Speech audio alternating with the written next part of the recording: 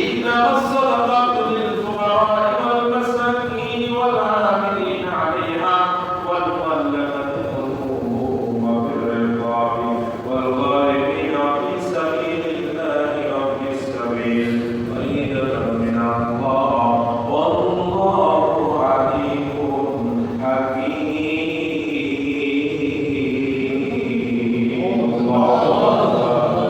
الله رب العالمين বলেন إنما الصدقات للفقراء সরকার মানে এক নম্বর দিতে হবে ফকিরদেরকে কাদেরকে বলেন আরে আওয়াজ করে বলেন এক নম্বর অর্থ সম্পদ যাকাতের মান সরকার মান সেন্ট্রাল মান এক নম্বর কাকে দিতে হবে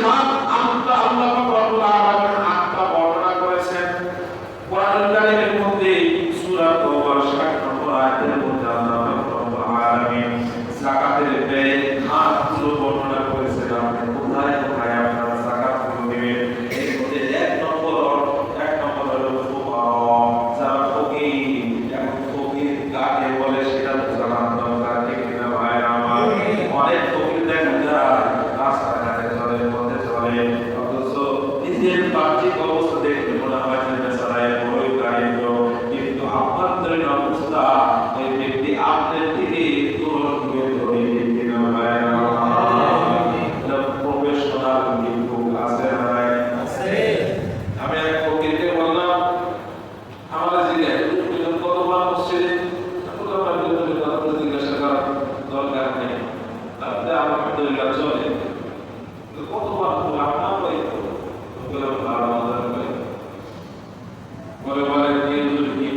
আমি তো মাসে 25,000 30,000 টাকা কামাই বলেন তো দেখি এই ধরনের প্রফেশনাল ফকিরকে যদি ভিক্ষা দেওয়া হয় যাকাত দেওয়া হয় তাহলে যাকাত আদায় হবে কিনা যাকাত আদায় হবে নাকি ফকির কাকে বলে যে ব্যক্তি নিসাব পরিমাণের মালের মালিক না যে ব্যক্তি নিসাব পরিমাণ মালের মালিক না এবং নিত্য প্রয়োজনীয় জিনিস তার কাছে নাই আগামী দিন আগামী পরশু সে কি খাবে তার সেই ব্যবস্থাপনা তার ঘরের মধ্যে নাই সে হলো ফকির আর মিসকিনের সংজ্ঞা হলো মিসকিন ফকির আর মিসকিন দুটো শব্দ আছে না ভাই মিসকিন বলা হয় আল্লাহ সেটা লাগো যার কিছুই নাই সে হলো মিসকিন একেবারে কিছুই নাই বিনা বাড়ি আত্মীয় স্বজন কিছুই নাই এরকম মানুষ আছে না আল্লাহ তাআলা বলেন তাহলে এক নম্বর যাকাত সদকা ফিতরা কাকে দিতে হবে ইন্নামা সাদাকাতু লিল ফুকারা এক নম্বর দিতে হবে ফকিরদেরকে ওয়াল মাসাকিন দুই নম্বর হলো মিসকিনদেরকে ওয়াল আমিলিন আলাইহা যাকাত আদায়ের কাজে যে ব্যক্তি নিয়োজিত বর্তমান যুগের উপস্থিত নাই কম আছে যাকাত আদায় করে রাষ্ট্রীয়ভাবে ইসলামী দেশের মধ্যে এই কাজে নিয়োজিত যে ব্যক্তি তাকেও যাকাতের টাকা দেওয়া যাবে ওয়াল মুআল্লাফাতি কুলুবুহুম চিত্ত আকর্ষণ করার জন্য কাফের যারা অথবা নও-মুসলিম তাদেরকে দান সদকা করলে যারা দ্বীনের প্রতি আকৃষ্ট হবে ওয়াল মুআল্লাফাতি কুলুবুহুম ওয়া ফির রিকাব গোলাম আজাদের জন্য গোলাম বাতিল যুগ এখন আর নেই ওয়াল মুআল্লাফাতি কুলুবুহুম ওয়া ফির রিকাব ওয়াল গারিমিন ছয় নম্বর হলো গারিমিন ঋণগ্রস্ত ব্যক্তি অনেক অর্থ সম্পদের মালিক ছিল টাকার মালিক ছিল বাড়ি গাড়ির মালিক ছিল কিন্তু হঠাৎ করে সে ঋণগ্রস্ত হয়ে গেছে হঠাৎ করে সে দেউলিয়া হয়ে গেছে এরকম আছে না নাই বড় বড় মিল ফ্যাক্টরির মালিক ইন্ডাস্ট্রিজের মালিক কিন্তু হঠাৎ করে সে দেউলিয়া হয়ে গেছে বিদ্যুৎ হয়ে গেছে ঋণগ্রস্ত হয়ে গেছে এমন ঋণগ্রস্ত ব্যক্তিদেরকেও যাকাতের টাকা দিয়ে যাকাত আদায় করে দেবে সুবহানাল্লাহ ওয়া ফি সাবিলিল্লাহ সাত নম্বর আল্লাহর রাস্তায় যারা জিহাদ করে যারা আল্লাহর রাস্তায় জিহাদ করতে আছে তাদের জন্য তাদেরকে যদি আপনি পাঠায় দেন সেটাও যাকাতের মাসরাফ সেটাও যাকাতের টাকা দিয়ে যাকাত আদায় হয়ে যাবে এরকম আল্লাহর জমিনে আল্লাহর দ্বীনকে টিকানোর জন্য অনেকে জিহাদ করতেছে পাওয়ার জন্য জালিমের বিরুদ্ধে জিহাদ করতেছে এরকম খবর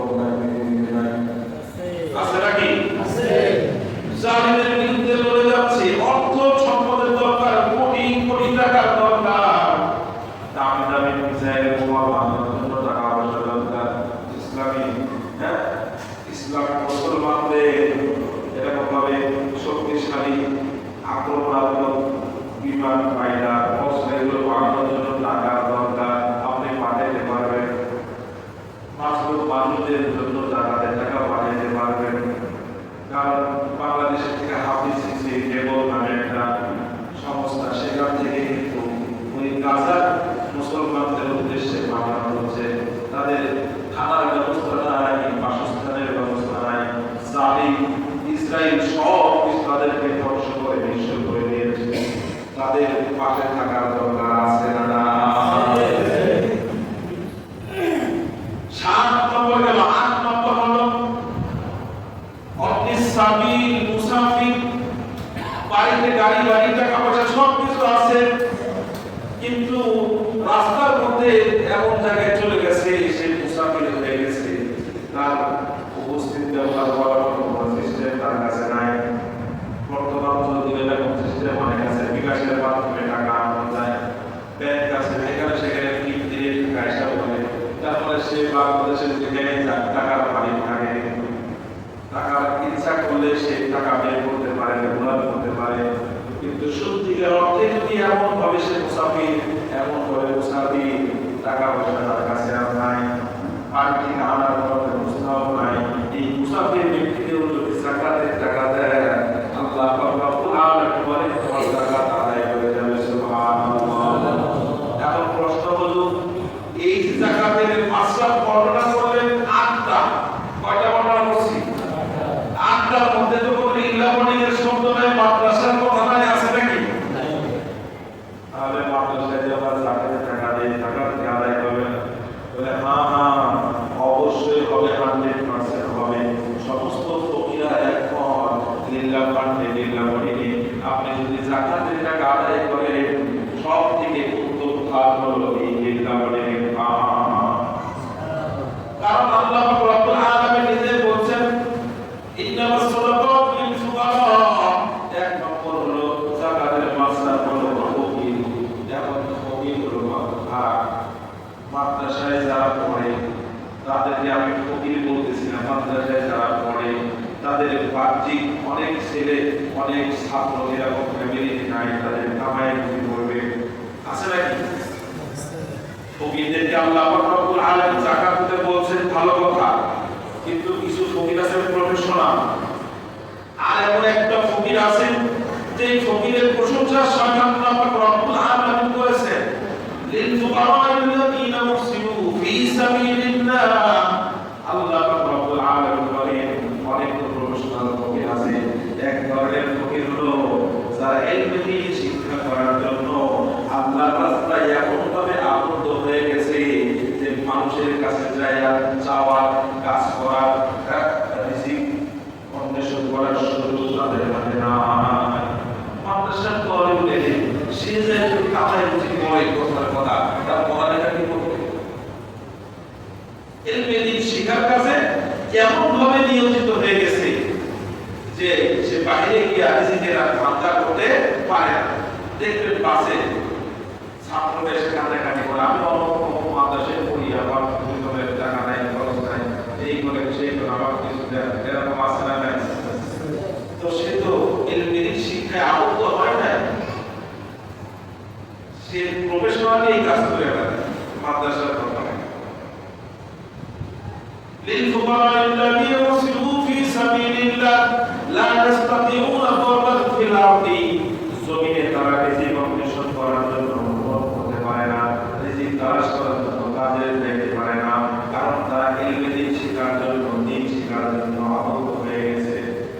লা ইস্তাতিউনা দারবান ফিল আরদি তুফসিদু ফি সাবিলিল্লাহ, আল্লাহর রাস্তায় আবদ্ধ হয়ে গেছে। আল্লাহ তাআলা আমাদের পরামর্শ দিচ্ছেন, তারিকুহুম বিসিমাহুম, ও ধর্মালেরা শুনো, তাদেরকে তোমরা লক্ষণ থেকে চিনবে, তাদেরকে তোমরা কিছু আলামত থেকে চিনবে। সেই আলামত লক্ষণগুলো আমি বলেন লা ইয়াসআলুনান নাসা ইলহাফা, তারা মানুষের কাছে দেয় ভাই না দিলে খাওয়া পেট করে